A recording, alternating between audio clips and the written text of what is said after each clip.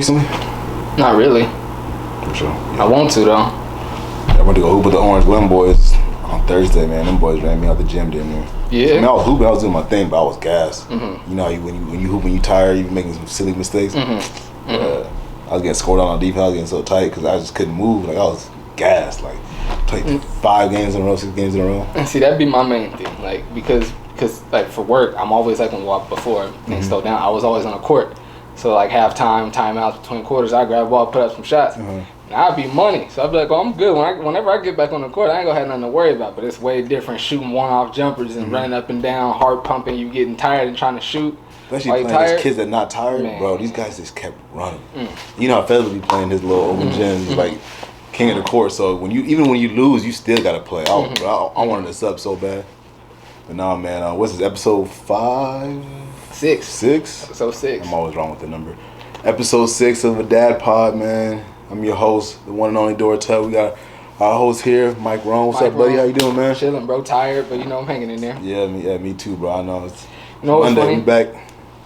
Thinking about, I'm gonna be transparent. Thinking about coming to do the pod, I always come this close, and I'm just be real. I always come this close to being like, bruh, we ain't gonna do it this week. But I know once I hit like, you know what I'm saying. Once I'll be like, man, we'd have been halfway through it by now. I'd be tight. Yeah. Or I'll be thinking like, man, that's content we could have made it. That probably could have been a dope episode, you know.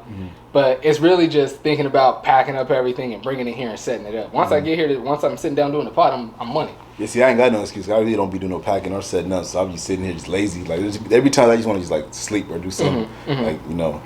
But once you finally get into it, it's a great feeling, man. We've been out for what, 2 weeks now. Yep. People really liked the last episode with Jeff though. Yeah, we're gonna get another guest on the show, man. I was thinking the other day. Hey, Jeff came through and was giving it up, man.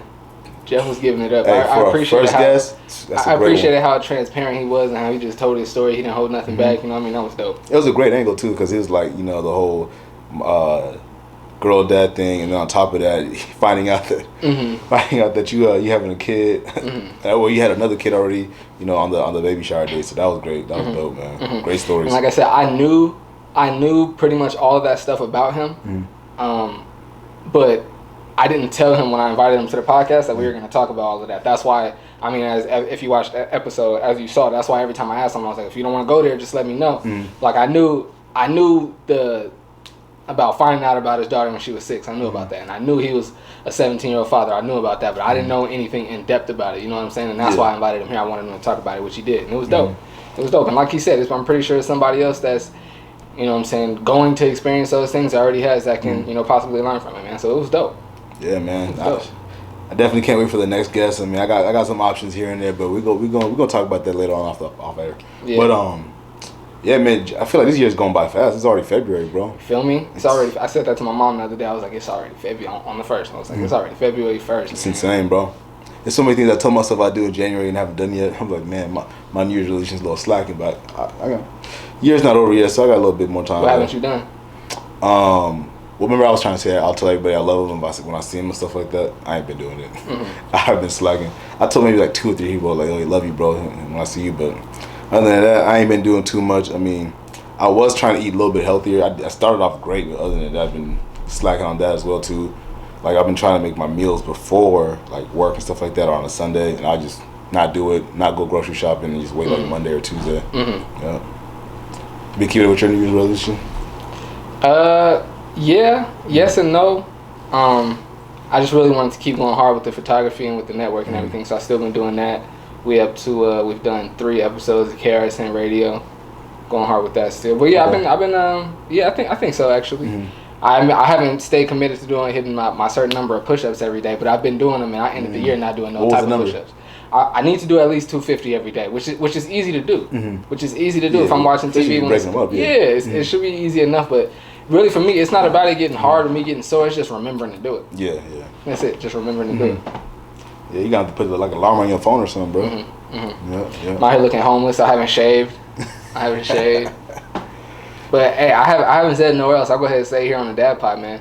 I'm a star in my own little short film, man. And it's like, it's like the lead role is a homeless dude. No way. And I found somebody that I wanted to do it. He verified on Instagram. He's verified on TikTok. He got a big following, and I wanted him. And when, like, if you make TikTok videos, you low key be acting. Yeah. You know what I'm saying? And based on him doing that little bit of acting and him having that big following, I'm like, yo, if I have him do it. So is he directing it, recording? No. I was gonna have him star in it. Oh, play the whole. Play it. And like he got long hair. Like sometimes when he grows his beard, I'm like, and he got like real long, like braid up. Like his hair is like real long. Okay. I'm thinking if he let that look crazy and like let his beard go, he'd look real. Is he crazy. older looking or? Nah, he's younger than me. He's younger than me. He, you know what I'm saying? He take good care of himself, get his teeth white and his skin look good. He a good looking dude, but he's just been real hit or miss. And I told him exactly what the project is, exactly how I want to release it and everything. And he's still been so hit or miss. And I'm to the point where I'm like, man, I'm so passionate and so excited about the things I want to do. When I tell people about it, if they don't seem as excited as I am, I just leave it alone. Wait, so are you writing and directing this? And starring in it. And starring it? Bro. That's what I was like at first I was just letting the beard go because I was being lazy, but I was like, I thought about it, I was like, you know what? I'm gonna just do it myself. Because I was thinking, who else could I find? I was like, I'm gonna just do it myself. That's dope, bro. That's amazing. Yeah. So, can we get a sneak peek on what's going on with the movie? Like, what's the short film about? It's a homeless dude. Hold on, it's a Dad Pod exclusive. So first time you're gonna hear this. Let's go. Let's hear it. It's about a homeless dude just trying to catch a lucky break. Okay. And that's all I'm gonna say. Because I haven't. I finished writing it a long time ago, but you never know. Like when you're shooting it, if you might need to change something because you can't shoot it exactly how you want it, or you know what I'm saying. So that's all I'm gonna say. It's a homeless dude trying to catch and create a lucky How long break. is this film supposed to be? Like 15, 20 minutes? Yeah, about 25, 30 minutes maybe. Bro. Not long at all, yeah. I'm excited for this. I can't wait, man. Appreciate it, man. I might when need your you help start too. shooting? I might need your help too. Not this weekend, but hopefully next weekend. You know, it's crazy. I was just talking to my little sister, Nyewich, about wanting to start acting and stuff. I feel like, I'm not going to say I can act, but I kind of feel like I can get that done. And, you know, I've always been big into movies and watching TV shows, so if you need somebody to want to act in it, let me know, man. I got you. Definitely wouldn't mind kickstarting my own acting career. I got you. And see, I don't mind. Obviously, like I'm gonna do it. Like I'm gonna, act in the short film or whatever. But I'm trying to get Flix Media Network to the point where we have a bunch of content that I'm only behind the camera. You know what I'm saying? Because at this point, we got On the Mic with Michael Flix, Link Up with Michael Flix, the Family Room Podcast, and the Dad Pod, the Fifth Show, KRSN Radio. That's the only, and even that, I'm like his trivia dude. Like he likes to Brax. He likes to do trivia at the end of every episode, and I'm the dude doing the trivia. So at the end of every episode, for like 7 minutes, you see me on camera. Even still, you know what I'm saying. So I'm trying to get the network to the point where like I'm only producing. Okay. I like doing my podcast. Don't get that twisted. I'm gonna continue to do all of my podcasts. Yeah. But I want the network to be to a point where I'm just, because it looked like nigga, how you got a network and you don't want in everything. You know what I'm saying? You're starring in every single show. Yeah, it's like you don't have a network. You just like to. You are the network, you like to film man. yourself. Yeah, you know what I'm saying. So I'm trying to like do way more producing. You know what I'm saying? Okay, that's what's up, man. But everything at this point has been like a proof of concept, really. Because I wanted to just produce people's shows. When I first started doing Family Room podcast, I wanted to just produce people's shows, and I would like put those little nuggets out there. But it seemed like nobody would take me up on it for whatever reason. But then once I started doing more podcasts and the production quality of all my shows went up, then people started reaching out like, hey, yo, I need you to film for me. I need you to produce the audio for me. You know what I'm saying? And I'm saying that to say maybe after I star in this short film and shoot it and get it all shot and it's out, you know what I'm saying? Then when I reach out to people like, hey, yo, I'm shooting this short film. I want you to be in it. Then they'll be, oh, yeah, I'm going to do it because they see I've done it. That's how it already. usually goes, You know what I'm saying? Yeah, like let's say you make music and you're a rapper. Nobody really actually supports you until like you start making it big and stuff like that. So I feel like the same thing with this. Eventually, when people get see that your name is ringing out there, I think they'll definitely want to join in. And see, I don't. At first, I was like that. People are fickle, but I can't call it fickle. I can't call it fickle. Just everyone's not like that. Like for me, I like to be a part of new, like brand new and exciting things. That's on like really, to be real. Other than them being black owned, that's why I like wearing all the brands that I wear so much. Yeah. Because number one, it's black owned, and then number two, it's something that's brand new. And nobody knows about it, and I want to help put the word out. But about it being brand new, like a lot of the stuff that I shout out, like this hoodie I got on out here in San Diego, like it's low key to everybody else. It's like a one of one. Nobody else in San Diego. Well, 3 other people do. After I wore it on the show, dude hit me like, yo, like 3 people ordered the hoodie you got, bro. I'm like, Word? man, that's dope, yeah. You know what I'm saying? But I'm saying, like, other than that, it's like, but that's the dope part about it for me. Like, if I see somebody at like a hoop game and he got on this hoodie, I'll be like, hey, you know what I'm saying? Yeah. And I like that part. See, I was thinking about the other day. I was like, I kind of want to do that with the podcast where we like, you know, we start wearing not just black owned, just like small business type stuff. Like we'll like promote somebody's shirt or something like that, or somebody's hat. So if you're listening to this, and you know somebody that has a clothing line, anything like that they want to promote, you know, we'll succeed, but look good on us, and we'll try to rock it and promote. I just want to make sure get out there, you know, help out small businesses. I actually plan to do that, and I was gonna do that with On the Mic, but I might as well do it with all the shows that you know that I'm seen in. Yeah. I was gonna reach out to some of like the brands that I've spent a few $100s with already. Like tell them like, hey, yo, why don't you just like sponsor a few episodes? Like send me like 4 hoodies. You know what I'm saying? And I won't wear them like, obviously I can't wear them all in one show, but I wear like one a month. And that month I'm just blasting like the new hoodie and like, you know what I'm saying? Yeah. Like just It's advertising. Yeah, exactly. Even if because you want to get to the point where when you know what I'm saying, when you're creating content, especially doing a podcast, to where you can get ads. Yeah. To where like people are like paying you to talk about their brand. Yeah. You know what I'm saying? I was telling Steph and Jesse that with Family Room. You know what I'm saying? Like you want to get to that point where like we a dad pod and say what's like a I don't know, Rogaine or something like that. Yeah, or like kind anything. of like you know what I'm saying? Or I was saying like the example I gave for Beard Family oil or Room was something like like we're in the family room. What if like one of these furniture stores wanted to, you know, give us a couch and they give us some bread to talk about they yeah. you know what I'm saying? That's dope. That's how a lot of these podcasts be making money. For real. Like I was watching the Joe Budden podcast the other day. I was like, man, they made it a long way from like just being on Spotify to not getting that Cash App promotion. They don't even really talk about Cash App like that. They just be on the screen. They could do something like that. So it's definitely a lot of options out there. But yeah, man, I don't, you know, to get back to what we was talking about, I do podcasts because it's fun for me and I get to talk about things and I get to kick it with my homies and it gives me a good excuse, not a good excuse, but yeah, a good excuse to practice creating content, getting better at creating content, and it gives me an opportunity to get out the house too. Yeah. You know what I'm saying? So like, saying all that to say, I do podcasts just because it's fun for me, not to make money, but it would be dope to eventually get to the point where you're making money for your content. Everybody wants to get paid for doing what they love. Absolutely.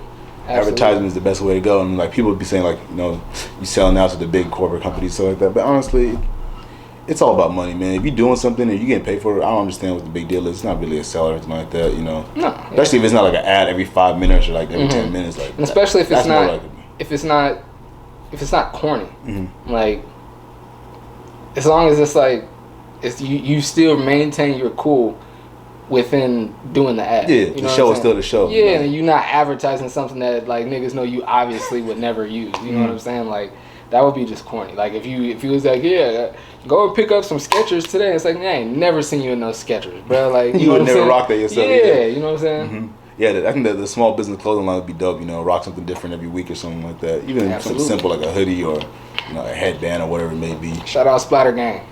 Yeah, that's a clean. Splatter Gang merch. Yeah. Appreciate you, fam.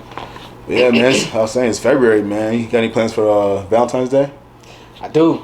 Wifey and I getting a little hotel suite. Okay. Where you gonna be at? I mean, you ain't gotta tell everybody. We'll be right here in Esco. Right here in Esco, but just a little, babysitter, find a babysitter, get away. Have some just. How many days y'all got?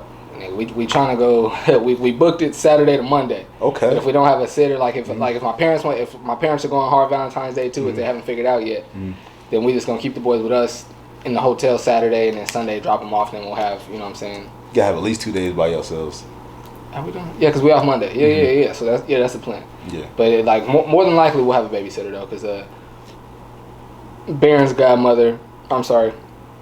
Max's godmother, she loved having him. She loved keeping him all the time. And then Baron's babysitter down in the Southeast, that's like the grandson that she still ain't had yet. So they both be dying to have a babies with them. So I'm sure they'll take them. Got any Valentine's Day activities that y'all doing?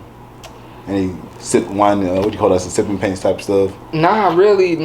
I got some plans for wifey. I'm gonna try to surprise her with, but nothing like. I mean, it's COVID, you know what I'm saying? So nothing too like, much you can really do. You know what I'm saying? Usually when we get a, we get a hotel, whatever restaurant is close by, we, you know what I'm saying, get ordered to go from whatever restaurant is right there, and and really at this point, like having a 5-year-old and a 9-month-old now, it's really just about having some quiet time and a chance to wake up and go to sleep uninterrupted. That's exactly what I was waiting for you to say, bro. I can't wait for not to wake up with the kids next to me. Like I can't wait. Like I love my kids and everything, bro, but waking up with no Dad, I need food, or the baby screaming, anything like that. I cannot wait for that. At least 2 days. I need that. And but before I ask you what y'all doing for Valentine's Day, I'm to the point now where I get like when I wake up. Sometimes I wake up at just like 3 or 4, and I'll be like, I should get up and get some work done. I should get some editing done. I should find something to be productive. Yeah. Like, you know what I'm saying? But it feels so good to lay here and know that nobody's gonna touch me or bother me or call my name for at least another hour and a half. Like that. So I should just lay here and enjoy it. but then like, so I'll lay there for like 45 minutes and be like, all right, man, get up and do something. As soon as I get up, I'll make my coffee, sit down, I'll edit for 10 minutes, and then one of the boys wake up. So I'm like, see, I should have just got up as soon as I woke up. But then when I get up as soon as I wake up, I feel like I don't ever get a break. So it's like, Yeah, you gotta find a healthy balance, man. What y'all doing for Valentine's, man? We're doing some kind of same thing y'all doing. We're getting a hotel somewhere in like San Diego, away from the kids for like 3 days. We leave like Friday, probably come back like Sunday night or something like that. But we're gonna be doing more outdoorsy type stuff for Valentine's Day. Obviously, with the whole COVID situation, can't really go to like bars and clubs like that. So we probably might go on a couple hikes, go walk on the beach, stuff like that. We should go to the beach. That's what we should do. Yeah, we plan on going to the beach, so maybe La Jolla or something like that. But we're also getting matching tattoos. Yeah. They're doing that this weekend? Yeah, I hit up my homie, so I'm trying to set up for either Friday or Saturday, possibly even Sunday. But yeah, we're getting it done, man. What y'all getting? I don't know if I should be saying this on air or not, but I don't think she'll care. So we're getting. So I said, if you don't want to say, yeah, I don't think she'll care. But we're getting a sun and a moon tattoo. So basically, like, I would represent the moon and she'd be the sun. Like, she gives life to the kids, and I'm kind of just there, like, to help push them the type of way, like the moon pushes the waves around. Yeah. So where y'all getting them at? I'm trying to hit up my homie Winslow. He works over here on his tattoo shop. I mean, like, where on the body? Oh, where? See, I remember when you walked in, we were talking about tattoo areas. I was thinking about putting it on my, like, upper right shoulder, chest area, but now I'm thinking about putting it on my arm. Like, I've been working out a little bit. A little bicep here, man. But I don't know, bro. Like, I don't know. There's so many places I could put it. I really don't want to put it anywhere I can't hide. So I'm like, the wrist is out the question. Obviously, the neck out the question. So on top of that, I'm kind of dark skinned, so I got to make sure I put in the lightest parts of my body and stuff like that. So chest, stomach area, arms, back of my arms is pretty good to go. So I don't know. You think matching tattoos is kind of corny? What you think? Because somebody told me the other day that's kind of weak doing matching tattoos. No, I don't think it's whack. I don't think names are ever a good idea. Yeah. I don't think names are ever a good idea. I'll say that. But no, I don't think matching tattoos are corny. No. Yeah, so we're not doing no names. We're just doing symbols. And on top of that, we're gonna put like the baby's birthday. Hopefully, no one steals the idea. We're putting our kids' birthdays around like the actual sun and the moon. So it'll be like a circle, like a sun and the moon together. And we'll put like the baby's birthdays around it and stuff like that. So if we ever have more children, we can add on to the circle. Just keep going around and around. Yeah, so we're gonna do that. But yeah, man, I really don't want to do names either. I mean, obviously, I'm never gonna try to break up with my girl ever. But just in case that happens, you don't want that. You don't want that. You know what I'm saying? And even me, like, I have my girl's lips on my chest. Oh, that's dope. Yeah. Like, I had her kiss the paper, went and got it photocopied, took it to the tattoo guy. Like, it's literally her lips. You know what I'm saying? And it's literally her lips, but it ain't her name. You know what I'm saying? Yeah. That lips thing is kind of gangster though. I like that. I think it's super dope. Oh man, especially when I was in shape, it's like it being right here. When I was in shape, like, yo, this tattoo. How long did it take? Kind of dope. Oh, it was quick, and it's red too, so it looked super fire. It was quick. Yeah, so this is gonna be my first tattoo, man. I'm a little nervous, man. What should I expect, bro? Because I don't know. It depends where you get it. On the chest, I don't remember it hurting too much. The arm, it varies with people. The arms didn't really hurt me. Okay. Unless it was like right on that, like on the bone, like right like on the elbow, that hurts. Like up on your shoulder, like right, like on the like this part that hurts. Okay, so anything with like more bone instead of actual like muscle hurts more. Right. Yeah. Okay. That's it. For me, I have one like right above my knee and on my calf. Both of those. So how many tattoos do you have? I don't know at this point. Really? Yeah, I don't know. 30 plus. For sure. Yeah. Because you guys like both arms are covered. I have one on my stomach right here. Yeah, most of your chest is covered, right? No. I just have one on my chest. Oh really? Yeah, most of your lips. My wife's lips. I got a warrior right here. I got a camera. I got my kids on the shoes. So who's your tattoo guy? You don't mind me asking? His name is Henry. He works at Fat Kid Tattoo in Escondido. Oh, he works in Escondido? Okay. Yeah, white dude. He's super dope. I might have to hit him up too, man. Yeah, I'm gonna ask around. It's gonna be my first test, so I don't know what else should I be expecting when I go in. Anything you should do prep. Expect to wait. Like whatever time, like even if whatever time your appointment is, He's gonna have to draw it up, Okay. make adjustments, make the stencil, Mm-hmm. put the stencil on you, let it dry, and then the work starts. Should I go in there sober? Yeah, you don't want to drink. You don't want to drink because it makes your blood thin and it comes out easier. Really? Yeah, so you don't want to drink at all. It's a good thing you told me that, boy. You don't want to drink. I don't know. Good thing you said that. I was gonna go in there with a couple shots of tequila. What is it? I think a couple shots like is cool. Mm. You don't want to drink a lot. You don't want to have a cup, like go in there like right before you get started, like have a shot, like ooh, I don't know, like that's cool, but you don't want to be You like, can't be in there tipsy, you know. and you don't want to have been drinking the night before. Okay. Yeah. All right. Sounds good. I'm not gonna think about that before, Yeah. because obviously we're gonna be on a Valentine's Day date, so I'm gonna think about my drinking time. Bro, and stuff I've been married almost 8 years this year. This year in May it'll be 8 years. Congrats. Appreciate it. I'm only saying that to say, every Valentine's Day and anniversary, Mm-hmm. I've planned to get my wife and I tattoos on our ring finger since we've gotten married and still haven't done it. What's holding you back? I don't know. Just Valentine's Day will come up like one time, or Valentine's Day anniversary will come up, and we'll be doing something to where it's like we're not finna take 2 hours away from what we're doing now to go get a tattoo. Man, it's only 2 hours. It's Yeah, not that but long. still, we'd be like, nah, man, like, and when we get to lounging and get to vacating, we get lazy. We get super lazy. I'm the same way, bro. That's my favorite thing to do when we go out to like the hotels like that. I love to sleep in, get some food. Man, yeah, this whole Valentine's Day thing, man. I'm like, me and my girl not arguing, but we were debating the other day. You think men should be pampered too during Valentine's Day? Because she's like, it's like more of a girl's thing. Like you don't really see like women going out there and grabbing a box of chocolate for their man like that, or getting some flowers or something like that. You think women should be more involved? Because I personally think it's not fair. Like they want to push all this equality stuff, but we gotta remember Valentine's Day is like it ain't been equal forever.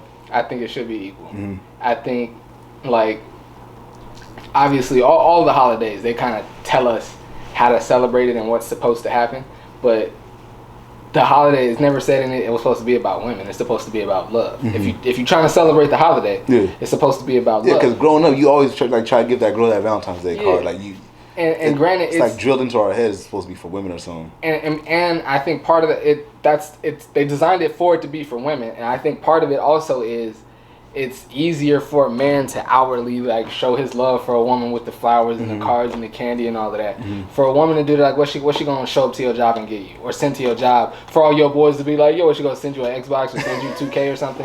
You know what I'm saying? Hey man, I love flowers too, man. Oh well, then hey, I like being pampered too. If that's I agree, pampered. But to answer the question, yes, I do think it should be for both. Part of the reason is because of my wife. When we first started dating, I think this might have been our very first Valentine's Day dating.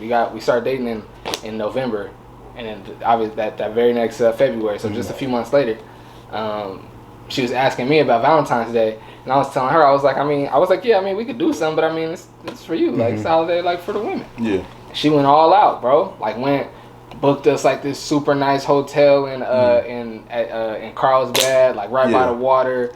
Like we went shopping. Dang, yeah. She did her thing. Bought me a new pair of shoes. Like she went hard. You know what I'm saying? And she like told me I did all of this because you said this day. And does she do it every single Valentine's Day? No, but then because of that, we agreed that it flip flops every year. Okay. So this year we just both, you know what I'm saying, going at it together. But no, like our Valentine's Day is supposed to flip flop. She go hard one year, then the next year it's on me. Yeah, so me and my girl kind of do some kind of equal stuff. Like she'll give me a couple of gifts here and there, maybe some new shorts, some sandals, some shoes. You never know. But for me, it's always like I feel like I've always had to like get the chocolate, the flowers, and stuff like that. And last year she actually got me flowers, which is kind of nice. I'm not gonna front. Like I tried keeping them bad boys alive for a good week or so. It didn't work out for me, but I kind of like that too. Like just like random gifts and stuff like that. So, is gift giving either one of you guys' love language? Receiving or giving gifts? Do you know? Not really. I think we just like seeing each other happy, so we just give her to the gifts for just the enjoyment. But it's not necessarily something we really have to do. Like there's been a few Valentine's Day we don't really give each other like big gifts or anything like that. We just like spend time, and that's my favorite part of Valentine's Day is just to kick it, like to be real. When I say love languages, though, you know what I'm talking about? Yeah. Okay. Like how we express our love to each other. Do you know the 5 love languages? That's what I'm getting. I didn't know those 5. That's what I'm saying. There's like acts of service.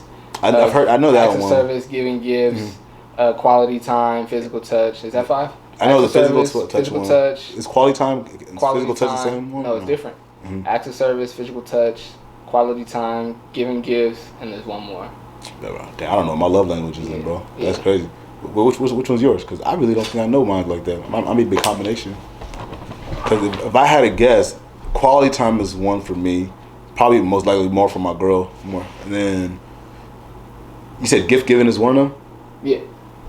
I'd probably say gift giving is another one. For her or for you? And for her. And for me, like the touch one. Like I'm big on just like sitting around hugging up on somebody and stuff like that. Like me too. I'm a cupcaker too. Yeah. And so you know what's funny? What's funny is one of my I think it's my second love language is physical touch, and one of my wife's is I'm sorry, it's not one of her love languages, but she likes her space. She enjoys her space.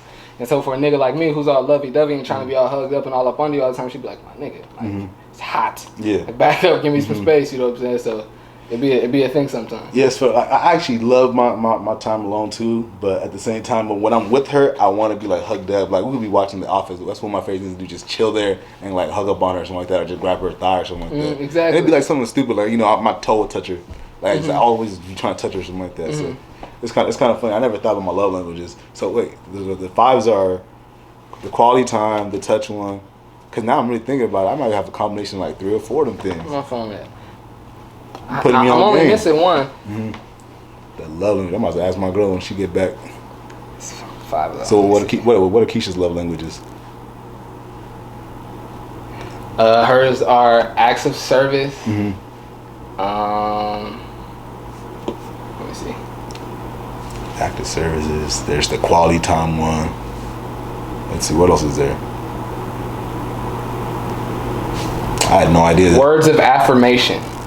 Words of affirmation, quality time, receiving gifts, acts of service. So words of affirmation, was that like just tell them I love you, stuff like that? Those are Keisha's. Acts of service and words of affirmation. Okay, say that 5 one more time. Words of affirmation, quality time, receiving gifts, acts of service, physical touch. Yeah, quality time, physical touch. And you said receiving gifts? Because I really don't care for receiving gifts as much. I like kind of giving gifts. Me too. More. Yeah. Me too. Yeah, that's dope. It's funny. I think you and Jesse are my only homies that like I've asked that question to, and y'all didn't look at me crazy. Most time when I ask dudes like about like their love languages, like their girls' love language, they be like, they'll answer the question, but they'll kind of look at me like, what you been reading on, bro? Like, fam, what are you on right now? What are you? What kind of magazines you get in the mail, man? Oh boy. It's weird, but I've always been I guess it's not weird. I'm a mama's boy. Like I was always around my mom watching her shows. Like I didn't care what my mom was watching as long as I could hang out with her.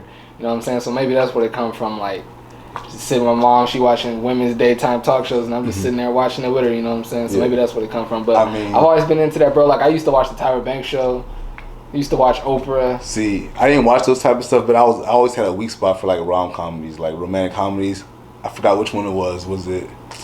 There's a few of them that were made by the same type of director, but I love those type of movies, bro. That's my bag. Two Can Play That Game is one of my favorite movies, bro. Yeah, that's another one. Especially the black romantic comedies. That's what I'm saying. Man. The Best Man. You know, it's crazy. I didn't see The Best Man until like 2 years ago. When the second one came out? No. Yeah, the second one came out. My sister made us watch both of them. And I was like, yeah, these movies are actually really, really good. Super good. Super good. I was about to say Love and Basketball, but that's not good comedy. So. No, it's not. What's the one that Steve Harvey had? Not Why Did I Get Married? That's a good one too. Think Like a Man. Think Like a Man. Or I think I Hate My Wife. Was that what it's called? I Love My Wife. I Love My Life. That's a good one. That's a really good movie. Yeah, I watched it recently. I think it was on like a TNT or something like that. What's your favorite kind of movies though? Is it rom-coms? Nah, more like drama, like monster type movies. Like Heat, probably one of my favorite movies of all time. Movies like that, like The Departed, like. Departed is super. Yeah, those are my favorite type of movies of all time. But rom-coms is right there too, man. I love me a good rom-com. Like. Even Bad Boy might fall into a romantic comedy for me. Yeah, I love that movie, bro. It does a little bit of everything for me. What's your favorite romantic comedy, by the way? My favorite romantic comedy? It's probably Super Play That Game. With Vivica Fox, Morris Chestnut, Anthony Anderson. Yeah, I think that might be my favorite. My favorite romantic comedy. Comedies in general are my favorite movies. Though I could watch comedy movies all day. What's that one with Mila Kunis and Adam Sandler? You know what I'm talking about? I do, but I can't think. But Adam Sandler's got a couple dope romantic comedies. He got the one where he was like with his boss and they was like on vacation and they was like pretending to be married. Does Knocked Up count? Jennifer Aniston. I don't know if Knocked Up is a rom-com. I think it is, bro. Nah. I think it counts. Somebody's falling in love. Come on. It's got to be. You know what rom-com stands for, right? Romantic comedy. It's definitely romantic comedy. I don't know if it's romantic. I don't know if it's romantic. Come on, bro. It has to count. Come on, bro. It has to. Like, I understand what you're trying to say when it comes to like that type of comedy, but it's not like a 40-year-old version. I feel like that's a stretch for romantic comedy. This is more the romantic comedy type because Seth Rogen trying to fall over old girl throughout the whole movie. He's trying to like prove himself to her, and they actually fall in love and they make a little family. So you know what's a really good rom-com? I usually try to shout out the black actors in the black movies, but this is like an all-white cast. Yeah. Failure to Launch. I don't know what that is. Have you seen that? Nah. With Matthew McConaughey, Bradley Cooper, and the girl from Sex and the City. What's her name? The skinny white girl, kind of cute in the face. I don't know. I know what you're talking about. I don't know. It's good. I'm about to check it out, man. Yeah. I'm not gonna front. There's a few of those white romantic comedies that I really enjoy watching. There's a handful of them. I'm trying to remember the other one. Like it was like Forgetting Sarah Marshall. That's another one. I don't know why you just came. I love that movie. I'm not gonna front. See, you got my corny side coming out. It's all good. Yeah. It's all good. You know what I'm saying? That's what the pie is all about. I'm a dad now, so I can be corny. I got it. Bro, you know what? I don't know if I've said it. I don't know if I've said it on this show. I've definitely said it on the microphone before. Yeah. Bro, being a parent now, like, it's made me so soft with watching movies. Like, it's certain stuff that I've seen before being a dad, not watching, and be like, dang, that's crazy. And now I watch it, be tearing up. It's crazy. You know what's funny now that you say that? And it'd be the simplest thing. I was thinking the other day, I was like, man, Disney movies got dads messed up, bro. I was watching a couple of Disney movies with my kids, and the dads, they dying. I was like, what is going on? Like, these parents is just dying in these Disney movies, bro. I watched The Lion King with my kid, and I was like, yo, the dad died. And then I watched, what was it? I tried watching Bambi with my kid. He wasn't having it. I watched Toy Story. Andy got lost from his toys and stuff like that. I'm like, dude, these are kind of sad. Like, and now that I'm a dad, I'm starting to catch these little subliminals. Like, you never heard the thing about Disney and like his mom and all of that? Nah. Something about like if you notice like in all the Disney movies, like the mom is like evil or she's just not there. Yeah. And that's because allegedly like Walt Disney's like mom like ran off. I don't know the person I don't know if it's Walt Disney himself, but the person that like makes the movies or whoever, their dad. That person's dad like ran off on them, or I'm sorry, that person's mom ran off on them and left their dad like for just them and their dad to struggle and all this stuff. So that's why like even like Little Mermaid, like all of these movies. Bro. Like ever since I got Disney Plus, I've been watching a lot more Disney movies, and like now that you talk about that, I was thinking about the other day. I watched this movie called Entangled. It's like these like elves or something like that, some kind of magical story. But the dad died in the movie, and they're all trying to get him back with magic. And it hit me. I was like, man. Everybody's dad's gone. I was watching Finding Nemo. I was like, come on. Like, they started getting me nervous. Like, yo, they trying to brainwash my kids and get me out their life or something. Like, man. I remember one time I Pursuit of Happiness. I love that movie. Just like the story of it, what actually happens. And it's crazy. Like when you read the book and like hear like the differences, it's crazy. But Pursuit of Happiness is one of my favorite movies, especially by Will Smith. But I remember like watching the movie. It's crazy. It's wild and as crazy as that story is. Never cried watching it. I just be like, dang, that's crazy. Chris Gardner really went through all of that because it's a true story. Is it messed up that I never finished the movie? Yeah, you gotta finish that, bro. Yeah, I fell asleep through it twice. You gotta finish that.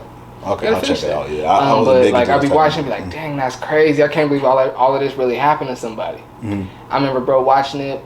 I think Barron was like 2. And I'm sitting at home. My wife sleep. Barron sleep. Max wasn't here yet. Barron sleep, my wife sleep, and I'm just happen to watch Pursuit of Happiness. And I'm in there like crying, bro. Like, I'm not trying to laugh at you, but bro, like, I never cried over a movie, bro. No, never. Now, I want to say I want that experience, but I want to experience a movie so good it makes me want to cry.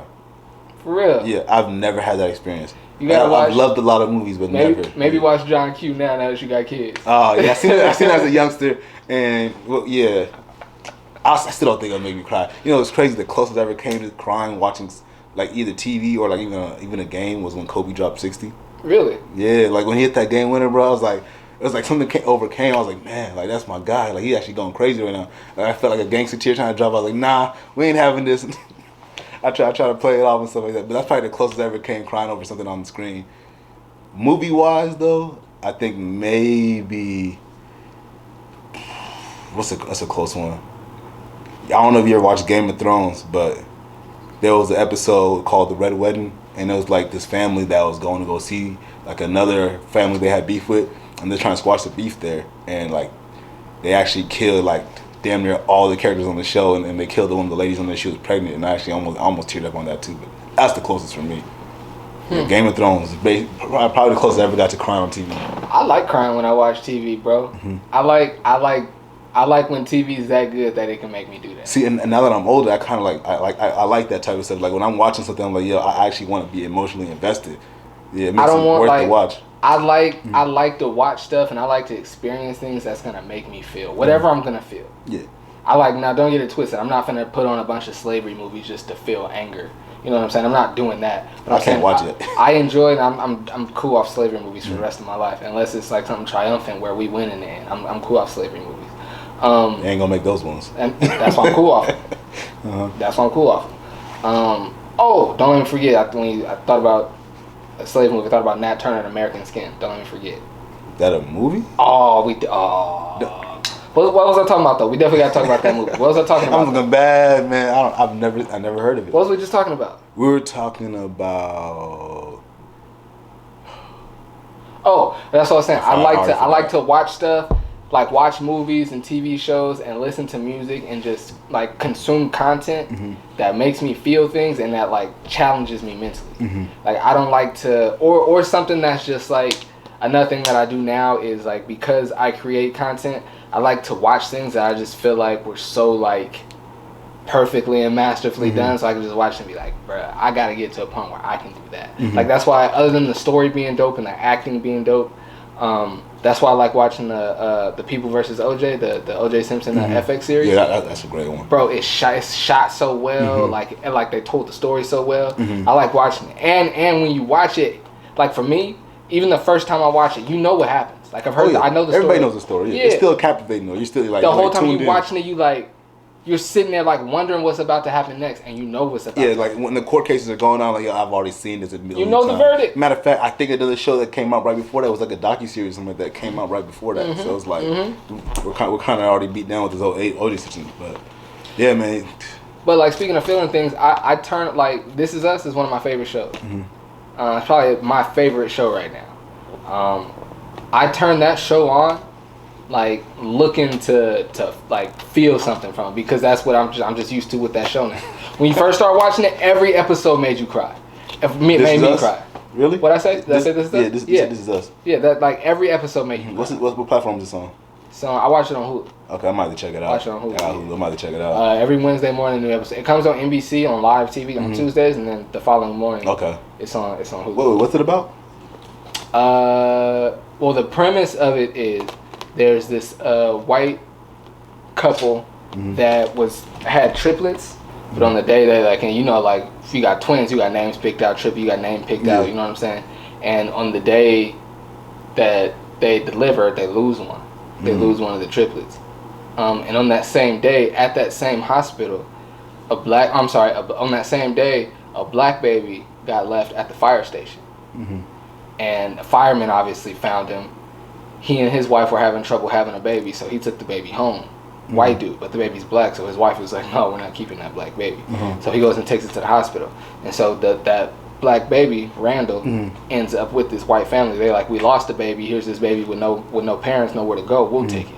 And so they raise him, and it like goes back and forth like flashbacks of like him being raised with them, and like, you know what I'm saying? They do a real good job of like when this season came back, they were talking about the social issues. It's COVID, everybody got a mask on in the show. Like they do a really good job of like involving, keeping up with the times. Yeah, keeping up with the times, and it's just dope, man. Like, and the dad dies like in it's no spoilers. That happened mad long ago. The dad dies like when the kids are teenagers and their house catches on fire, and the dad dies like saving everyone. Sheesh. It's like it's crazy, bro. It's heavy. It sounds good, man. Show is dope. Back to the theme of parents dying in these TV shows, man. That's real. Oh, why it gotta be us, man? What we do? Always killing off these dads. You know what? You think this? It made me think of we're gonna talk about American Skin. Hopefully, I don't forget. But you saying that, it made me think of my dad is a minister. I'm a Christian. My dad's a Christian minister. And I never forget one Sunday on one Christmas, he told the story. You know what I'm saying? Usually Christmas, you hear the sermon about the baby in the manger, and Mary being this pregnant virgin and all of this, and getting to your point about dads being left out. My dad gave a sermon one time about about Mary's. I'm blanking on his name now. That's Joseph? I ain't been in church in a minute. There you go, Joseph. How he's just like the forgotten character in the whole story, and like he gave this super dope sermon about That's like what's up, he's like imagine you're married for years and your wife just pops up pregnant and you know you didn't touch her. He's like, think about what everybody was saying about him and his family and all of that, and like he Joseph Strong, boy. and he ended up resolving the sermon saying like, and Joseph was so, I mean, he didn't use these words, but he was like, Joseph was so G that he just divorced her silently. He didn't run around the city, that ain't mine, she a hoe, he just divorced her silently. Did he really? Yeah. For real? Yeah. I did not He know just that. divorced her silently, bro. Wait, so My dad gave the not to get into the sermon Bible about and stuff one like day. that, but when did he divorce her? Like, this is news to me. I never got this deep into the Bible. I'd have to go back. I knew it at one point. I used to be all into it, but I'd have to go back and read the story. But yeah, That's my dad crazy did, because like, I mean, if I got put in Joseph's shoes, man, not to get all biblical, but jeez, I don't know if I could do it. Feel me? If she come home and like, yo, I'm just pregnant. I'm like, what do you mean you just pregnant? Like, by who? She's like, I don't know. I just showed up pregnant. Like, nah, you're tripping. You can go. Like, there's no way in heck I'd be like, yeah, we'll both be able to take care of the kid. Especially now, these time and ages, I don't know, man. Joseph, man, shout out to him. Because if you think about it, your girl get back pregnant, and obviously she's still a virgin. I couldn't do it.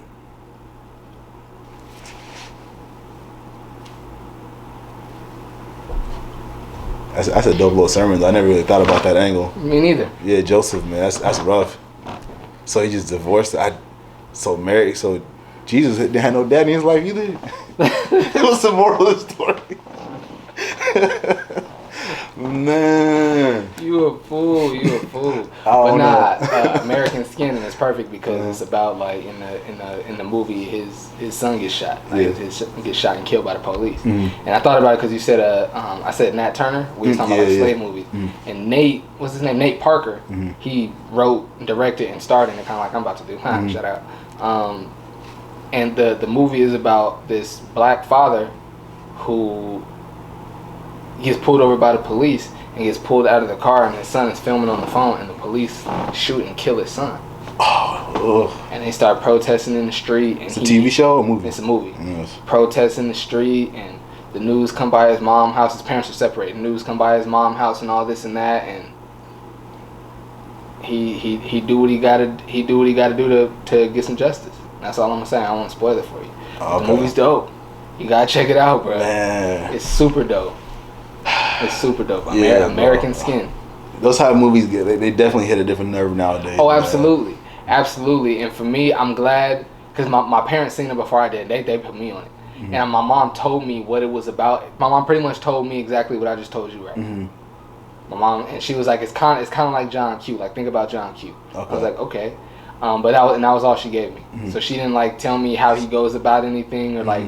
He getting it in basically towards the end, or I mean, I can see where you're going with this. this Movie, but bro. I'm about to check it It's a out. really good movie. Okay, that's two things I need to watch, man. I'm This sleeping Is with Us that. and American Skin. Put me on something. What you watching? Man, I came in here. You was watching Wayans Brothers. I've You been like watching me. a lot of Wayne I'm Brothers, on all man. the old stuff. I'm off here laughing for like we watch like 2 hours a day. Wayne Brothers, I just keep laughing, bro. It's probably the funniest show I've seen in a while. That and the Jamie Foxx show, my two favorite shows probably of all time. But I'm not really watching anything like that, man. Like I just been busy with the kids. I'll try to watch something, I end up falling asleep trying to watch it and stuff. So I'll put the games on. I'll still be watching a lot of NBA basketball. Yeah, that's really about it for me. Yeah. What else you got on that list, man? We talked about the matching tattoos. We kind of touched on having a spouse name. You said you wouldn't do it. I personally wouldn't do it either. Having a what? See your spouse's name on your body. No. No, yeah, we couldn't really. That's a pretty easy topic right there. Not gonna be able to do it. That's it about for me, man. You got anything on your list? I had Chad Wheeler on here from the Seahawks, but it's kind of old. I don't know if you want to talk about that. Oh, you White talking dude about beat old up his dude? girlfriend. Yeah, I seen y'all touch about that on the family room. I agree with everything y'all said on there, but we ain't got to really touch on it. feel Yeah, dude deserved to be in jail. That's all we gonna say. Yeah. What else could we talk about? Trey Songz choking out a cop. I never got to show you the video, but in honor of Black History Month, it's good to see us get one W. No offense to any officers You a out there fool. listening to the podcast, but man, as many times we don't watch, a black man get killed on national television over and over again. It's good to see somebody get away with one though, So what's like one of these or like? Nah, he put him in a headlock. He put him in there trying to like drag him off, and he's like, carrying the cop with his momentum and stuff. You gotta check the video out when you get the chance, bro. It's pretty funny. It's pretty funny, bro. Like he was in Kansas City, and there was a game against the Buffalo Bills. And what had happened was, I guess some fans were like talking trash to Trey Songz, and they were like threatening him and stuff like that. And some other fans called the police and said, "Yeah, these guys are messing up the game, the vibes and stuff like that." So I guess the cop took it as, oh, Trey Songz the one that's doing it. So they went over there and tried to get Trey Songz to leave, and they got super aggressive. And Trey Songz didn't want to leave, so they ended up scuffling. And before you know it, Trey Songz got him in a headlock, and like other cops trying to get Trey Songz to get off. Yeah, but now, bro, I think he got arrested that day. Not too sure if he did any jail time, but he definitely got to go to court. I wish him the best, man. But That sucks that it got filmed. Oh yeah, I mean nowadays, bro, any kind of police interaction, you kind of want it to be filmed. So at the end of the day, that's true. Yeah, that's true. I'd rather have it filmed. Like I'm not gonna take a cop's word and say, oh yeah, they took me into prison because I put my hands on a cop. I'm definitely gonna lose that battle every time. But if it's recorded and you see the cop being the aggressor, okay, I kind of stand a chance, even though your numbers are kind of tough anyways with that situation. But yeah, man, shout out Trey Songz, man. I just wanted to bring that up. One win for the black man, kinda. Hey man, take any W we can get out here. You're probably gonna have to go to court and deal with that. You put your hands on an officer. It's hard it's hard to get out of that. It's really no win in that type of situation. But it's Black History Month though, so we got our hopes high, But I was thinking the other day, do people really celebrate Black History Month? Like, what do you do for it? Cause I never really celebrated like that. I usually see obviously when you watch ESPN, you see like remembering this person, or they'll have the MLK quotes and all that good stuff. But like I don't really take time to be like, I'm gonna do this for my kids or something like that. Do you have any ideas like how you want to kind of celebrate Black History Month with your children? I celebrate Black History all year. I don't want to sound all like that, but it's true. Like I try to put my kids up on black movies and black music, and teach them. I mean, what I'm saying, my oldest is 5, and so he's early enough now to start learning about things, and I've told him about about prominent black people, to me. You know what I'm saying? I don't want to name off names. It's like, oh, it's, you know what I'm saying? I've put them on to prominent black people, you know what I'm saying, that I admire and that I look up to, but I can't say that I use Black History Month to do anything that I don't always do. I support black business. I spend my money within my community. I educate myself on how to better our community. I educate myself on the people that came before me. You know what I'm saying? I do all of that stuff all of the time. So I can't really say I do anything differently during February. I mean, there's no better way to answer that question too, because it's like, why limit yourself to just a month? And on top of that, it's kind of disrespectful to get the shortest month. I don't understand that. I used to say that until I found out how Black History Month was created. All right, enlighten me. So Black History Month was created. Man, I'm blanking on his name. I gotta find his name. But Black History Month was created by a black man as a week to celebrate. As a Black History Week, Black Heritage Week. Black Heritage Week, okay. To celebrate black people, pretty much what the month has become. But it started off as a week, and it was a time that he chose. So it wasn't like the country or society we're gonna celebrate Black History in the shortest month. He chose that time, and it grew. He chose a week in February, and it grew into the whole month. So it's can we really complain when this is a time that he chose? Does he have a reason why he chose that week in February? Because you would think maybe because Juneteenth or something like that, he might choose June or something. Oh, that's interesting. I never really looked into that. But going off of what you said, I definitely would like to. My kids ain't old enough really yet to understand that type of stuff. But I want to do just Black History weekend. We kind of just educate them a little bit here and there. Let them know they come from more than just slavery. I feel like when you go to school growing up, they really tell you about slavery. They don't really tell you about what happened before that or what we were before that. So for me, I definitely want to give my kids that strength and motivation to be I've always been something great. I'm not just whatever the American history has me out to be, which is not much. When you think about American history, it's kind of short, and you get drilled in your head for 8 years of school, 9 years, 10 years. And by the time you're in high school, that's all you really know. You might take a Black history class in college, but most of us grow up thinking just slavery, and we don't know much about after that. So, and see, I was lucky. In elementary school, and let me read this and make sure so I give good information. The precursor to Black History Month was created in 1926 in the United States when historian Carter G. Woodson and the Association for the Study of Negro Life and History announced the second week of February to be Negro History Week. So again, it was the time that they chose. What's the name? Carter what? Carter G. Woodson. Carter G. Woodson. Mm-hmm. Okay, that's dope. See, we out here, educating the people out here on the Dad Pod. What was I about to say? What did you say before I said that? I was talking about, just the history they teach us back in like elementary school, middle school, and high school. There you go. And I've always told people that, not always, but whenever the conversation comes up, I tell people that my my militance and Black pride comes from first and foremost at home.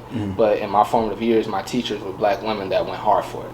Shout out to Miss Grayson in the first grade, Miss Fulcher in the second grade, Miss Hagrid in the fifth grade. You know what I'm saying? I had teachers in my formative years, and my kindergarten teacher. I always forget her name. It was the first Black female teacher I ever had, and I always forget her name. But they all went hard, like showing us like Black poetry. Black people. So we got, they went hard for Martin Luther King and Malcolm X and the ones that we know about, but they also were early on teaching us about the other people that, it was like, oh, this person invented this and you would never know it, and this person did this and you would never know it. Yeah. Like they went hard and taught us about that stuff.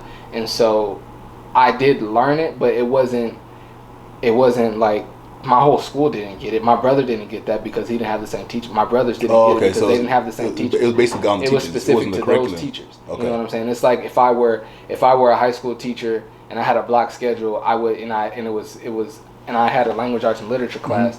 Part of my curriculum is going to be about Langston Hughes. Okay. But only the kids that are in my class are going to get that specific learning about. That's really Langston dope. Hughes. Shout out to your teachers for that. Exactly. You know what I'm saying? And I always, whenever like I said, when the conversation comes up, I always make sure I say that like a lot of what's in me now came from the teachers that I had in elementary school. Yeah. My parents first and foremost, but also was reinforced by these teachers in elementary school for sure. Yeah, and for me, it took me to go to college.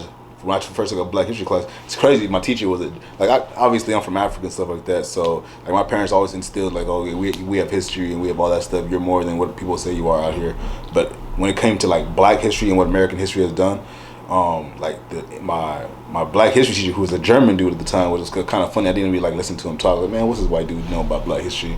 But he actually put me on game about a lot of stuff, like the colonization of Africa, and how the countries were made and all like the boundary lines and stuff like that, and just all types of resources that's been taken from Africa. I didn't really know all that stuff growing up, but that right there made me definitely feel more prideful. And it's like he put me on the route to be like, okay, go ahead and find more information out, and almost like kind of go through a rabbit hole of like, yo, Black people invented that, Black people did this, and it's like, man, we got a lot of history.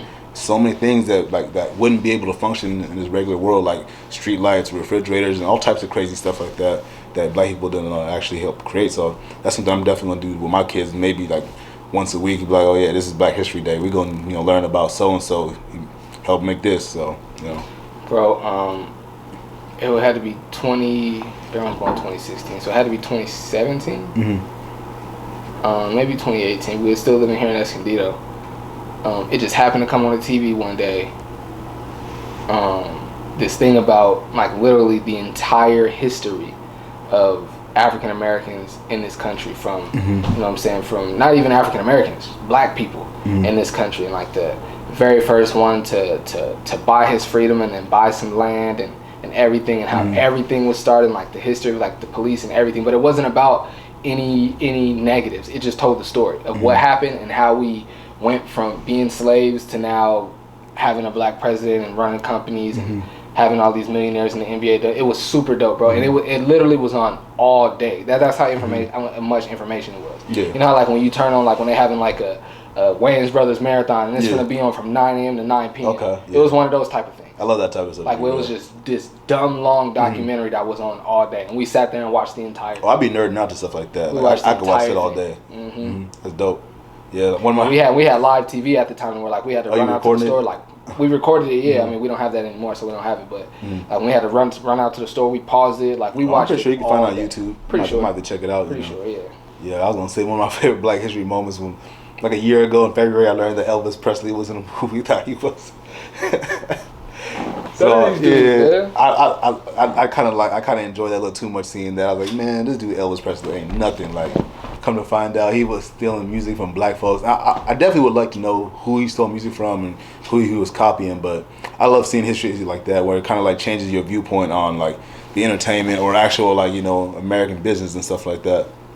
Like there's so many different things that African Americans have done for this country, and you never really get a chance to hear it.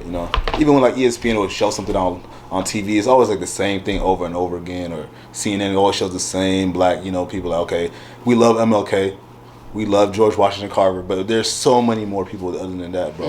Especially on the tech side of things and the business side of things. That's something I would definitely like to contribute to. Yeah. A lot of black excellence going on, man. Oh yeah, man. I'm just trying to be a part of it. Yeah, we might have to make that dude Dad of the Week. They just brought up, what's his name, George? No, something, Carter something. See, I don't Carter forget his G. name. Woodson. Carter G. I don't even know if he's a dad. Let's hope so, man. If he is, he's going to be my Dad of the Week. I'm banking on he got kids. Let's see. He definitely had all the ladies with a name like that. He said Carter G. Woodson? Yeah, that's a gangster name. He definitely got to have kids.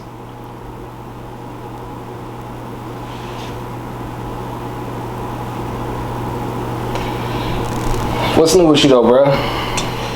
Man, really nothing. I ain't been doing too much, bro. I've been trying to just work out, get in better shape. I'm cutting my weight a little bit down to 230 now. I'm trying to get back to my old playing weight to 215. Trying to get back out here and show these young thugs what it is out here. These kids are nice though, man. I went out there to play with these Orange Glen kids, man. I got dog. I'm not gonna front. I was kind of hot. Did score a few points here and there, but man, that conditioning ain't what it used to be. I feel it. After the first 4 or 5 layers, I was winded. What about you, man? Same old, man. Same old, man. Just trying to really get this network shaking, man. I got, I'm not going to say who, but I'm helping somebody, like we flushing out the ideas for a podcast right now. And I keep telling them, man, like we already have the premise and what like you want to talk about. We got to just start recording. You got to just start recording, and you it's like riding a bike, man. You'll find your balance once you don't have to tell doing. us who the person is, but what's the topic about? Like what's going on? Basketball.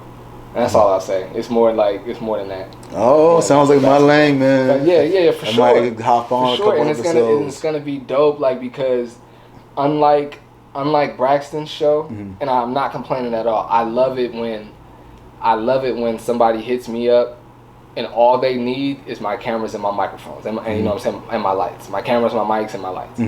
They know just the setup. That's it. They just need me to record it. Yeah. They know what they want it to look like. They know what they want it to sound like. They know they got questions they're gonna ask already. I love that, but I also love when I get to like be really hands-on and producing that way, other than just behind the scenes. Okay. You're asking me for ideas and asking me for segments in the show and how you should go about doing things and all that. And you know what's funny? But I'm not gonna go on that tangent yet. But that's what we're doing right now with that show. So we're like, flushing out ideas and talking about different segments and what this show should look like and everything like that. But I'm telling bro, we got a lot of that ironed out already. We got to just go. Do I know the guy? Yeah. Okay. Yeah, I'll tell you off air. Oh, for sure. I'll tell you off air. Dang, I was about to say something else. You did say you was gonna talk about some. Was it a show later on, like American something? American Skin. We talked about it. Okay, never mind then. But no, that's what I was gonna say. I also enjoy though, like helping to fully produce the show. That's what I was gonna say. I've been doing, and my mom told me I need to start charging people for that too.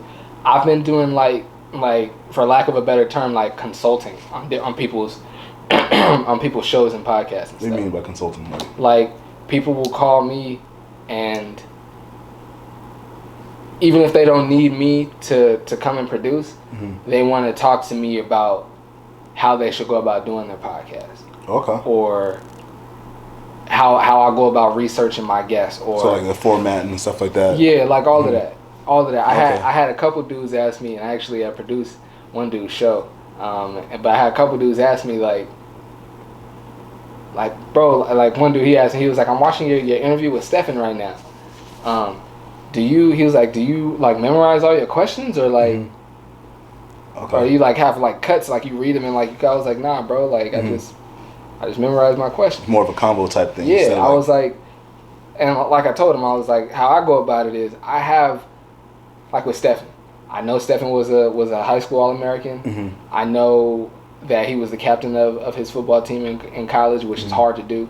and I know he made it to the NFL. Yeah. Oh, and I know he won the Silver Pigskin. I was gonna ask him about those 4 things, but other than that, I just want to talk. Yeah. Cause like it's like I said, like no matter how much I know about you, like you, I know that you're from Africa, but I don't know nothing about your life there, the little bit of time that you spent there. Like I know that your dad has a few families, but I don't know anything in depth about it. And then when we do the podcast and I hear things, I'm like, dang, that's crazy. Yeah. You know what I'm saying? And that's the same way I go about interviewing people. Yeah. Like I want to know certain like landmark things about it, but I don't want to just know, like I don't want you to tell me like, oh yeah, I was an Army All-American. I mean, I want you to tell me like how it felt to be selected, how it felt to play in the game. Like I want to go in depth about it. Yeah, I'm not an interviewer, but for me, I think the best thing with that is like to make it flow, like you're having a conversation where questions lead into other questions. Exactly. Like I think what we did with Jeff that one day, we were asking a question, and then we'd find something else out, and then that would be another question. Like, wait, that happened and this happened, so you know, an organic conversation. Yeah, so I mean, my advice out there, just have a regular conversation. You know, obviously there's gonna be some interesting points, and you just like when you get to that point, ride that wave type situation. So I don't know. I kind of do want to do more podcasts too, but and it helps. It helps if you're naturally curious. Like now that it's, and you're gonna see. And I'm not saying I'm super good at it. I think I'm fairly decent, but I don't think I don't want to say I'm super good at it. You can say you're good at it. Well, thanks, man. I appreciate you can say it. But it helps. I'm saying that to say more people are trying to do podcasts and like interview type content because it's a hot thing to do now. I do it because I'm just naturally curious, and I think that's why my interviews come off fairly decent because I don't like everybody knows me. Like if we just sitting in a room, unless there's a game on, and even if there's a game on, I'm gonna ask you about like, you really think this nigga take this nigga? Oh yeah, you really think about like that's all I do all day. Yeah, conversation. I'm the dude like my family knows like when we go on a long trip, I'm the one that's gonna keep everybody awake with just random questions like that. I'm just naturally a curious person. You like talking to other people. I love having like I don't want to say deep, but in-depth conversations. Like I'm not big on shallow conversation. I don't like to just have surface conversations. Yeah, I think that's where one of our friendships sparked that was because we used to be able to just talk for like hours on end, like whether it be we going to work or we're just chilling at work and we talk about random stuff. That's real. That's real. And I think when you're naturally, and it's twofold for me. I'm naturally curious. I create content myself, and so I have a pretty good idea of what good content should look like and sound like. And then also I went to I don't know how much it helps, but a lot of people tell me that it does. I went to a performing arts elementary school, and so I'm not nervous in front of a camera or in front of a microphone. You know what I'm saying? So speech class wasn't hard at all for you? No, not at all. It was at first. My very first one, it was hard for me. I don't know why. Like I would get up there and I'd be nervous, but I've been doing stuff like this my whole life. Yeah. Like in church when like Easter and Christmas came up, I always had a speech to recite. Yeah. I don't know if I said it on here or another show, but every Black History, like I used to have I Have a Dream speech. Yeah, that was the last episode we talked about. I used to go around like I don't know if you ever been to like the Scottish Rite Center in San Diego. Yeah, I've seen it. How big off the 8 right there off the freeway. How big that showroom is. Yeah. Every Black History Month, I used to go and recite the I Have a Dream speech to that showroom full of people. Full, not an empty seat. People standing in the back, like full. You know what I'm saying? You wasn't nervous at all? No, and I would be nervous. And I remember I was just telling my mom this. The thing that helped me, and my dad is a minister, so he's good at public speaking anyway. But I remember I would tell my dad, I was like, Dad, like I kind of like doing this, but I get nervous like when I'm speaking and I look at people and they look me in my eye, like it make like I get nervous and I want to stop, and if I stop, I'm gonna lose my spot and I'm gonna have to start this whole damn speech over. You know what I'm saying? My dad was like, well, don't look in their eye.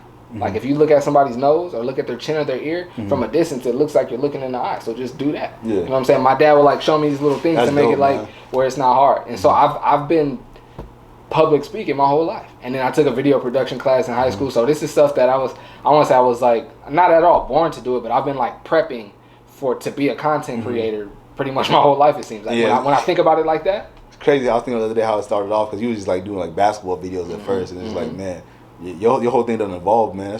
It's crazy, bro. I can't wait to see where it goes from here on out, man. Appreciate that, man. I'm real excited about this short film. So mine too, bro. Like, look, I'm trying to be a part of it, to be real. You are gonna be a part of it. I was actually give me a line. I didn't know I was gonna speak on it on the podcast, but I was definitely gonna tell you like before I left. Yeah. I'm gonna need your help and Jesse's help. Let me know, bro. I'm into that type of stuff, man. I'm big into watching movies and TV shows and stuff like that.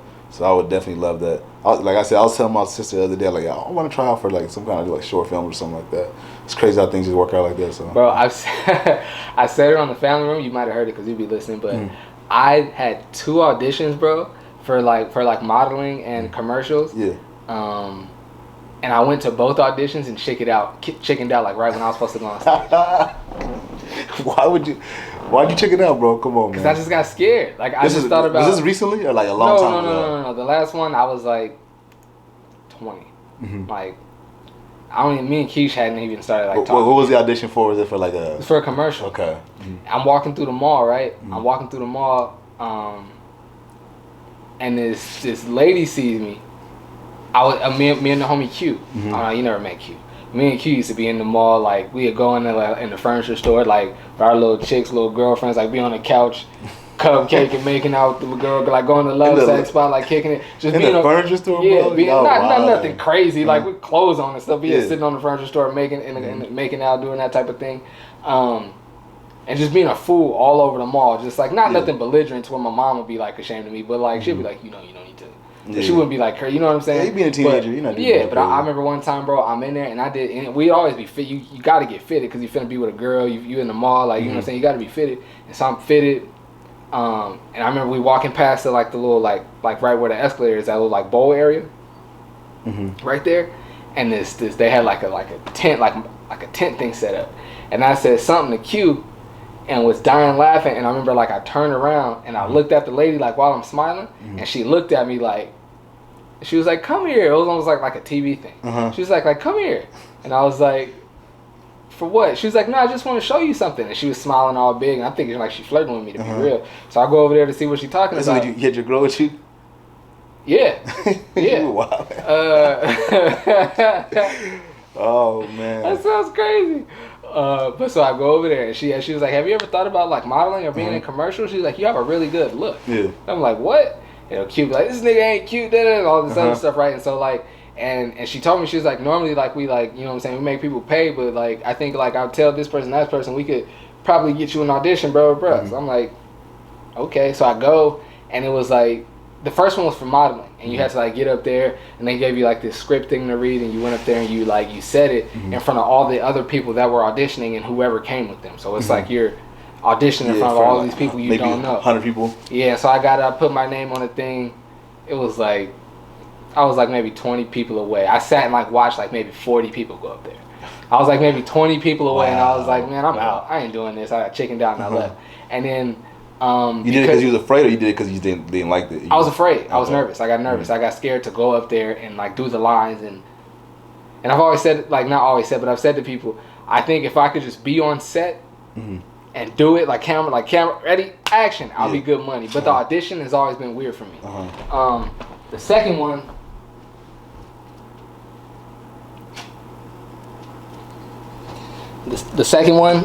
it was for a commercial, and I went. And this one, I got like 4 people away. Got like 4 people away and got it left. And the person that was sitting next to me, like I remember, like I had some water, put my water down, and it was like, "Hey, you don't want to leave. Like you never know how fast it's gonna go. You might be coming." I was like, "Oh yeah, I'll be right back. I just gotta run to the bathroom." Knew good and doggone well I wasn't coming back. I got up out of there, chickened out. I remember I got back. My mom was like, "How'd it go?" I was like, I got scared. I didn't even do it. She was like, "What?" It's like, that lady said you were supposed to pay. She got you that audition. She made it free for you, this, that, and the third. That could have been life changing. You never know, man. Could have been. I know I could do it, man. I know I could. Yeah. I know I could. Yeah, I'm not trying to knock that. Like acting is easy like that, but I feel I could really I could do it. I think I know I could, without a doubt. Like without a doubt, I know I could. You know what role I always wanted to play? Like a gangster drug dealer. Like, yeah. I feel like I could play like a little crazy Jamaican or some shit like that. I've always wanted to play one of those type of roles. Obviously, my favorite movies are like mobster movies and gangster movies. So I've always wanted to play one of those type of roles. You know what I'm saying? The neighborhood kingpin, trying to be like Wesley Snipes or something. I know I could do it. I know I could. It's just about like being scared. Y'all gonna see. It ain't gonna be. I ain't gonna be Denzel in this short film, but y'all gonna see like, oh, Mike doing his thing. You gonna see. Man, let me play a bad guy, man. I've always wanted to play a villain too. Some of my favorite roles are like villain roles. I love those type of things. I tell you, I gotta I ain't gonna say it on that. Yeah, we talk about it later, man. I got a role that I like. I got a scene that I plan on it being like real, like real intense. You gotta make somebody audition for it, man. I plan on it being real intense. Or do you plan on audition, make people audition for it, or just? I was just gonna ask people like, hey, I'm doing this. You want to be a part of it? I feel like I ain't gonna. I don't know the first one. Like, hey, you want to be a part of this? Yeah, all right, let me put you through this audition. Like, I just gotta. They're gonna be looking at you sideways, like, what? Nah. So how many? Wait, okay, I don't want to spoil it too much, man. I got so many questions. That's what you want to ask, and if I don't want to answer it, I just won't. Okay. I was gonna ask how many people are gonna be in this film. How many characters are gonna be in there? Like obviously gonna be like some side characters, but like how many main characters? Like one main character, 2 or 3? Like 2, 3. Okay. That's dope. Very little speaking. Really? Very little speaking. Yep. What do you even plan on shooting this area? Like in San Diego, down there somewhere? Escondido and Oceanside. What do you call that? When you need that permit, like what do you call it, filming permit or something like that? You only permit? Maybe I'm just thinking about the movies and stuff like that. But what do you mean? Like I thought you always need like a permit to like film something on the streets or something like that. You can just film whatever you want. As long as you're not, as long as you're following the laws and the rules, you good money. Okay, yeah, you good money. Sounds good, man. I got a lot of questions, but I'm not gonna ask them right now. Yeah, I'm gonna wait till we off air because I don't want to spoil nothing for nobody. My boy got a. That was one of the things I wanted to talk about. I finally got my kid. I don't know how long we've been going. I finally got my kids on a schedule, bro.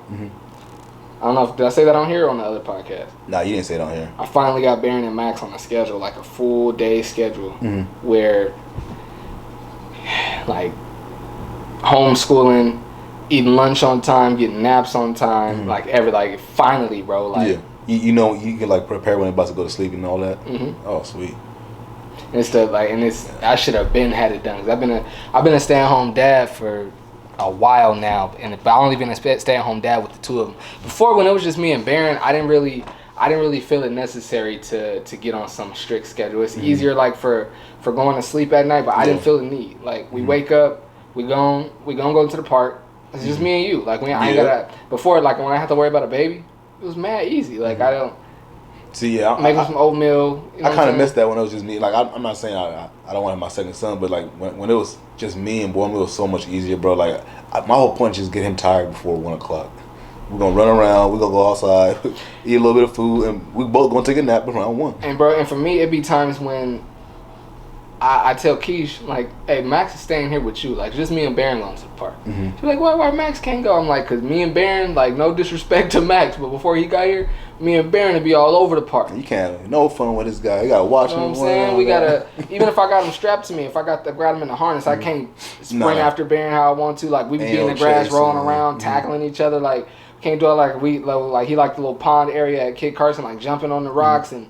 We can't do that. I can't do that with a baby strapped to me. Yeah, I literally used to chase. We used to take one to Jasmine Demon right there, and I used to just chase him around. Like I hit him on the shoulder, and we just run around for like 10 minutes straight. And he would just run forever, and I can't really do that with my second son. It's a little tiring around with a baby on your chest, especially Max. Max is a little heavy too. You can't see, brother, and again, like I said about like packing up and bringing everything here, that is another thing about being a stay-at-home dad and having them with me all the time. Like it turns, I don't want to sound ungrateful. I love being a stay-at-home dad. I love being with my kids all the time. But it turns like the simplest thing into a chore. Oh yeah. Because you gotta, like, bro, you have no idea how good it felt the other night. Where did I go? I went somewhere the other night and I didn't have to pack no bag when I left. I had to do nothing. Like I got a job coming up this weekend that I'm looking forward to because it's just photography. I don't have to like. I ain't gotta take no kids. Prep no meals. And even like as far as like packing up, it's not a podcast. It's not a show. I'm just filming. So I ain't gotta pack up the mics and the tripods and all the equipment. I could just grab my one backpack with my 3 cameras in it. And be out. You know what I'm saying? When I get to work, I just gotta grab my one camera, pull it out, do my settings, and start working. Yeah. You know what I'm saying?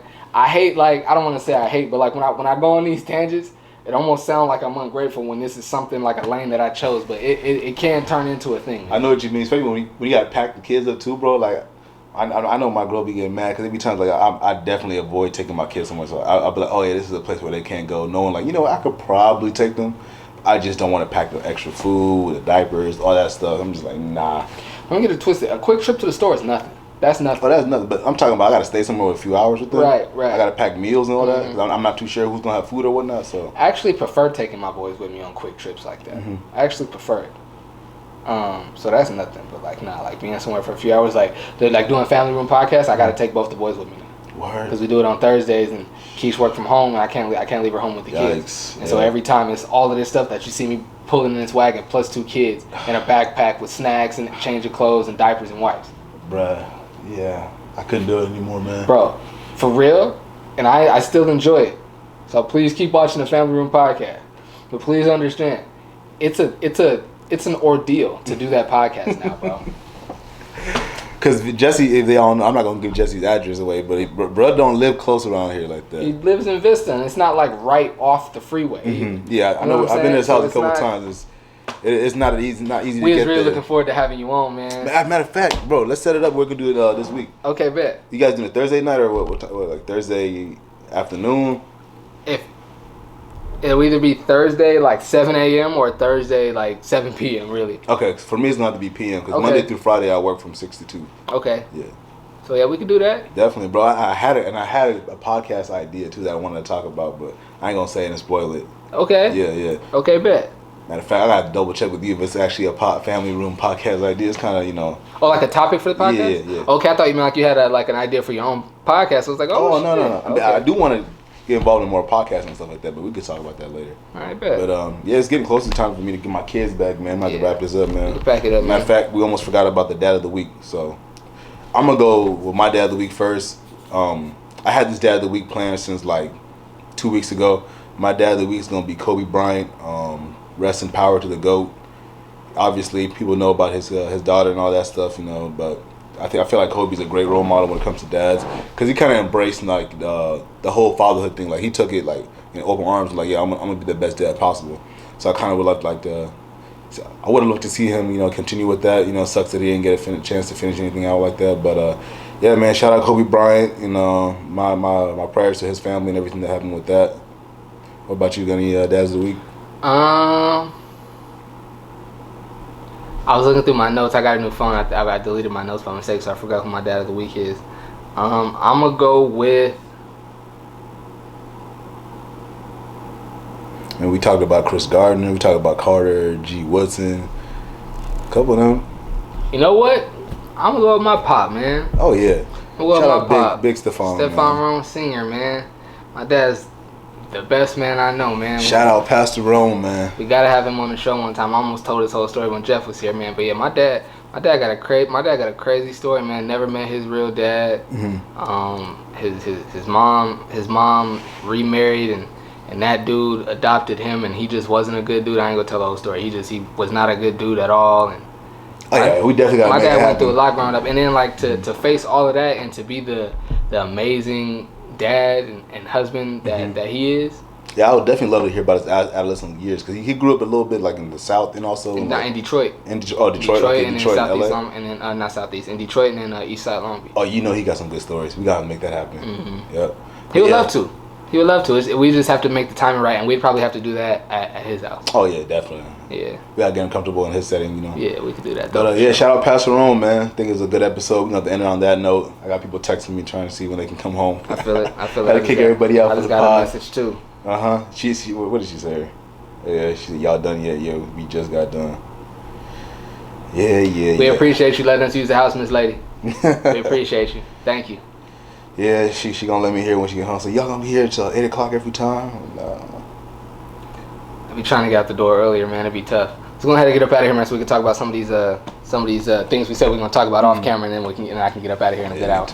Shut it off or whatever you're doing. I'm gonna do it over there. You gotta do the outro, man. Oh yeah, okay. So episode 6, man. A dad pod featuring your boy Dortut, the one and only. I'm Mike Rome. A great episode. Appreciate y'all. All right, man. All right, brother. Yes, sir. We out.